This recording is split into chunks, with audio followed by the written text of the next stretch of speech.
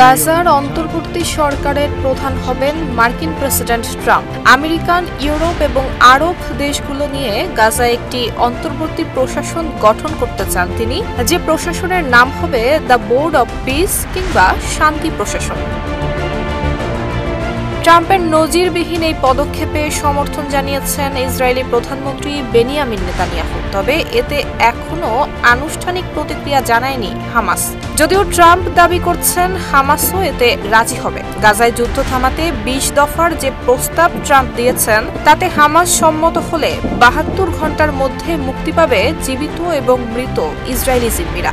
এরপরই গাজায় কার্যকর হবে স্থায়ী যুদ্ধবিরতি। শিয়া বাটার ও ভিটামিনে সমৃদ্ধ লিলি বিউটি সোপ, তারুণ্যময় উজ্জ্বল ত্বকের জন্য।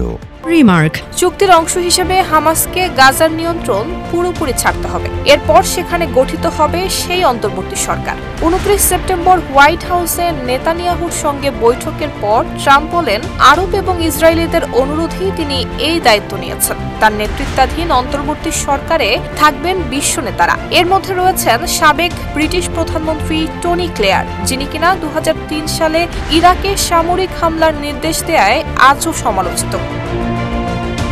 এই নতুন প্রশাসন বিশ্বব্যাংকের সঙ্গে কাজ করে গাজায় উন্নয়ন প্রকল্প হাতে নেবে। ফিলিস্তিনিদের মধ্য থেকে যোগ্য নেতৃত্ব নির্বাচন করে পরবর্তীতে তাদের হাতে সরকার হস্তান্তরের পরিকল্পনা রয়েছে। পাশাপাশি একটি সুশৃঙ্খল পুলিশ বাহিনী গড়ে তোলা হবে এবং তাদের আধুনিক প্রশিক্ষণও দেয়া হবে। সবচেয়ে গুরুত্বপূর্ণ দায়িত্ব হবে গাজা এবং হামাসকে সম্পূর্ণ নিরস্ত্রীকরণ। বিশ্লেষকরা বলছেন, এই উদ্যোগ একদিকে শান্তির নতুন অধ্যায় হতে পারে, অন্যদিকে ফিলিস্তিনি সার্বভৌমত্ব নিয়ে তৈরি করতে পারে বড় ধরনের বিতর্ক।